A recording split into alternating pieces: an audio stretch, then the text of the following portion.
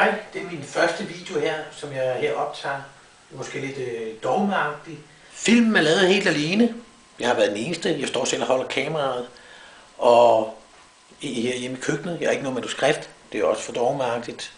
Men igen er det jo kun en prøvetest. Så hvad siger I? Tommel op eller tommel ned?